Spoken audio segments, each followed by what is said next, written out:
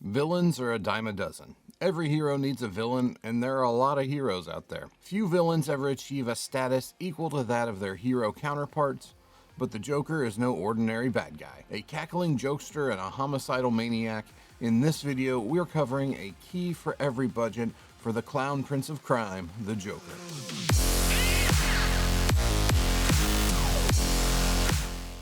Welcome to the third episode of A Key for Every Budget. For the first time, this series is focusing on a DC Comics character. First appearing in the spring of 1940, the Joker has become a star in print, on television, and in the movies. There is absolutely no way I'm going to be able to cover every noteworthy Joker appearance in the standard 7 spots that are covered in this series. But hang around to the end for a bonus selection, which I'm going to call the wild card.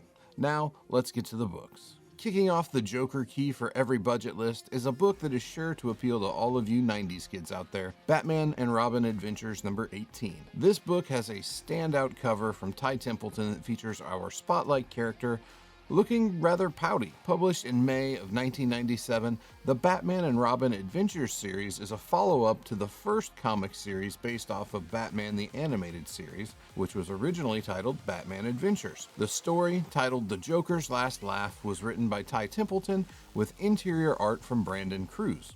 This book can routinely be picked up for $10 and is a fun and inexpensive way to include the animated series of the Joker in your collection.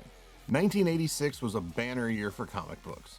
As good as it was across the board, DC published two standout limited series in 1986, The Watchmen and The Dark Knight. The dystopian Dark Knight series provides us with our $25 budget entry with Dark Knight number 3. Published in August 1986, this Frank Miller written and drawn story was titled Hunt the Dark Knight. There are really a few things to mention when you talk about Dark Knight Returns number 3. First off, we get the first cover appearance of the Dark Knight Returns version of Robin, Carrie Kelly, who debuted in the first issue of Dark Knight Returns.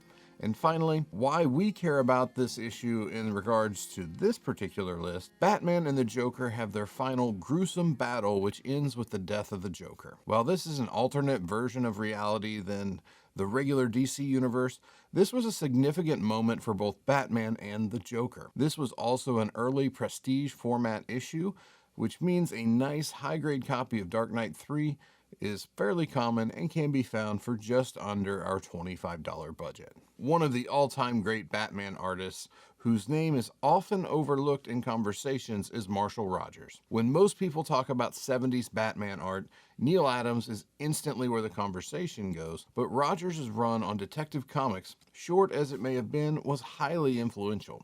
In fact, two of the most well-known Bronze Age Joker covers were drawn by Rogers, and one of the two is our $50 budget key, Detective Comics 476. Now here's the weird thing about Tech 476. I consider it to be a Joker cover, even without the Joker actually being on the cover. And I think you can see why. Cover dated for March and April of 1978, Detective 476 wraps up the Joker fish plot from the previous issue. As you might have guessed, Detective Comics 475 is the other Marshall Rogers Joker cover I referenced earlier. The story was titled Sign of the Joker and was written by Steve Englehart, who would become a regular contributor with Rogers.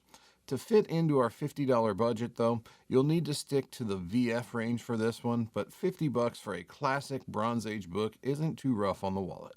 Something we talk about regularly on the channel is the appeal of the first solo title number 1 issues, and Joker number 1, our $100 key, is a great example of this. Published in May 1975, the Joker received his own solo title long before the big two realized that they could sell a bunch of additional copies if they just slapped the number 1 on the cover and started issuing solo series for established characters right and left. Providing the story was none other than Denny O'Neil, with interior art from Irv Novick, and the issue featured a Dick Giordano cover. Joker number 1, and really the majority of the 9-issue series, has begun to gain attention in the market lately, which has led to some higher prices in recent years. Based off of recent sales though, you can pick up a higher grade copy of Joker number 1 for right around $100 right now. When you're talking about Joker comic books, and specifically Joker covers, there's one book that is sure to come up, and it is our $500 budget book, Batman 251. Full disclosure here, you are not going to be able to pick up a high-grade copy of Batman 251 for $500. But at that price point, you can pick up a collectible mid-grade copy and add one of DC's finest Bronze Age covers to your collection. Published in September of 1973, Batman 251 originates from one of the greatest creative teams in the history of the medium, Denny O'Neil and Neil Adams. O'Neil provides the 23-page story titled The Joker's Five-Way Revenge, while Adams provides the interior art as well as the now classic Joker cover. Batman 251 marks the turning point with the character, where the Joker was pivoted away from the Cesar Romero-style jokester version of the villain towards the more deranged lunatic version of the Joker that we all know today. I'm often asked about what Bronze Age DC books I would recommend to collectors, and I honestly can offer no stronger recommendation than that for Batman 251. Nearing the top of the list is our selection for the $1,000 plus budget, Detective Comics 168. Published in February 1951, Tech 168 is a bona fide big book due to the tale that's told inside, the man behind the red hood. In the story, we're given our first ever origin of the Joker, and spoiler alert, the Joker is the man behind the red hood. The classic Golden Age cover featuring Batman, Robin, and the Red Hood was drawn by Lou Sayer Schwartz, who was a longtime ghost artist for Batman creator Bob Kane. Legendary Batman writer Bill Finger penned the story, and Schwartz once again was ghosting for Bob Kane on the interior art. Detective 168 is a tough book to find raw, and in my personal experience, if you do manage to find a raw copy for sale, the seller's likely going to be asking slab prices or maybe even higher for this fairly difficult to find early 1950s Batman key. Recent sales include a Blue Label CGC 2.0 copy that sold in June 2022 for $7,000, a restored CGC 3.0 copy that sold in September 2022 for $6,265, and a CGC 7.0 sold in March 2022 for the substantial sum of $31,500. Tech 168 is a book on a lot of collectors' want lists, and it's likely to stay there for some time due to both the availability and cost of such a high-demand book. The Grail issue for all Joker collectors is a doozy. Batman #1. Published in the spring of 1940, Batman #1 would be a big book for nothing more than just being the first solo title issue featuring the Caped Crusader, but that's simply not good enough for Batman #1. Not one, but two of Batman's most well-known villains make their first appearances in Batman #1. One of those first appearances is the Joker, while a pre-Catwoman Selina Kyle makes her debut as well as the Cat. Creative duties were handled by Bob Kane and Bill Finger and Jerry Robinson, and let's just leave it at that, as there are multiple stories out there about who and how the Joker came to be, but we can generally all agree that those three were the character's co-creators in whatever capacity. Batman #1 is a book that is inching closer to being untouchable for under six figures for complete copies. A Blue Label 3.5 recently sold for $264,000, while a restored 6.0 brought a sales price of $72,000 the same month. In January 2021, a highest graded 9.4 copy sold for a record $2.22 million. If that's not Grail territory, I don't want to know what is. Like I mentioned at the beginning, when you're doing a video about the Joker, it's impossible to get all the books you want to include in the content, but I just couldn't let this one go. So, for the first time in a Keys for Every Budget video, the Joker is wild, and I'm coming at you with a wild card pick.